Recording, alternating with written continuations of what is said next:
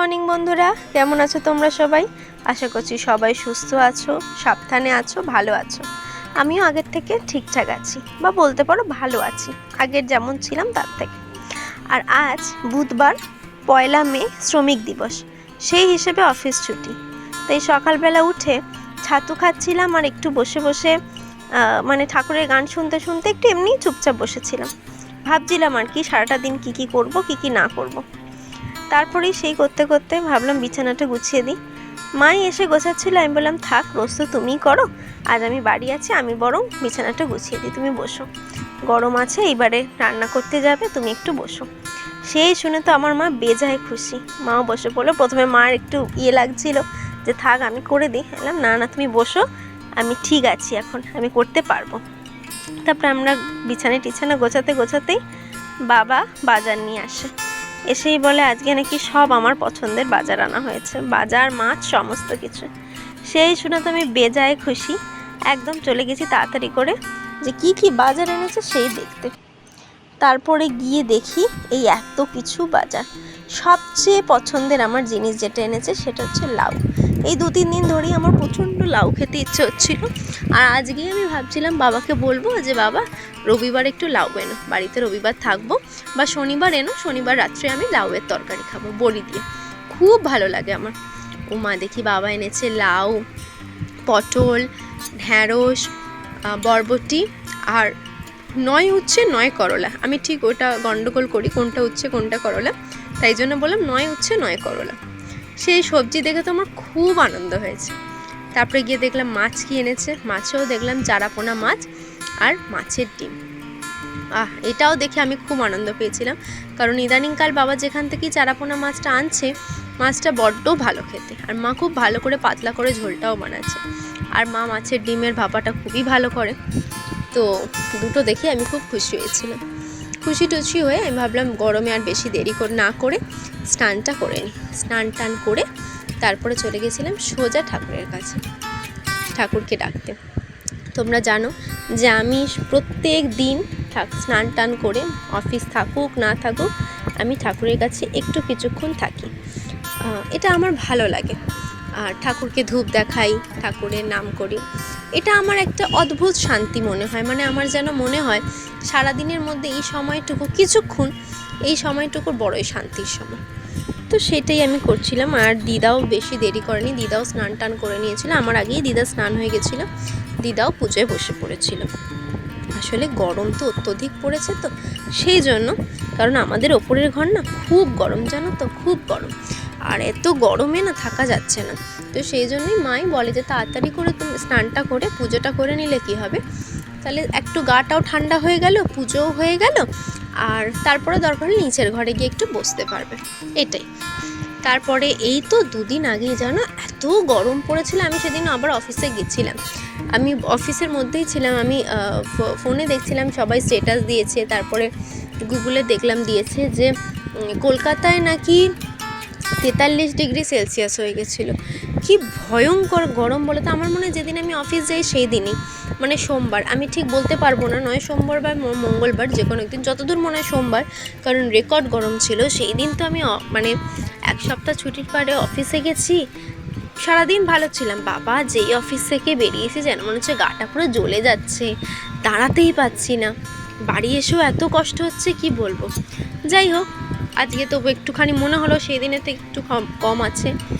আর এখানে দেখো বাবা আম এনেছিল, তো মা আম পোড়ার শরবত করেছিল। প্রত্যেক বছরই গরমকালে মা আম পোড়ার শরবত করে, মাঝে মধ্যেই করে, কিন্তু এই বছর প্রায় রোজই করা হয়েছে।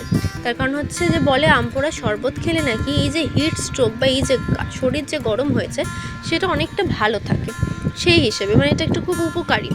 তো এখানে কিছুই না, আমটাকে পুড়িয়ে তাতে একটু নুন, চিনি আর একটু ভাজা মশলা দিয়ে, মানে সবই পরিমাণ মতো দিয়ে সেটাকে মিশিয়ে রেখে দাও।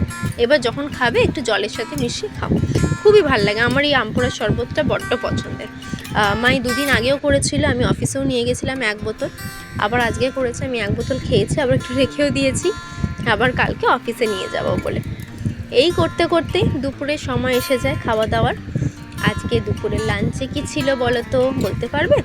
আজকে দুপুরে লাঞ্চে ছিল হচ্ছে ভাত, উচ্ছে আলু ভাতে, আর কলমি শাকের তরকারি, আর চারাপোনা মাছের ঝোল, আর মাছের ডিম ভাপা। এই দিয়ে ভালো করে দুপুরের লাঞ্চটা সারলাম।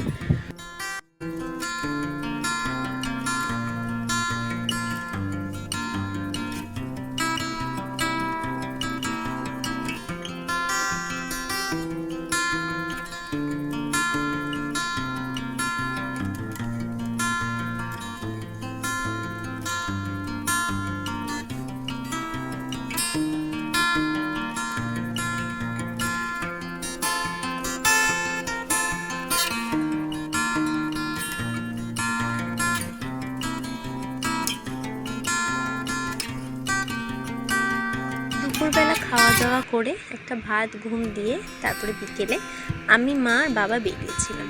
কোথায় গেছিলাম বলো তো? তোমাদের বলেছিলাম না আমাদের ফ্রিজটা খারাপ হয়ে গেছে, তো সেই জন্য মাকে বলেছিলাম একটু দেখে আসতে।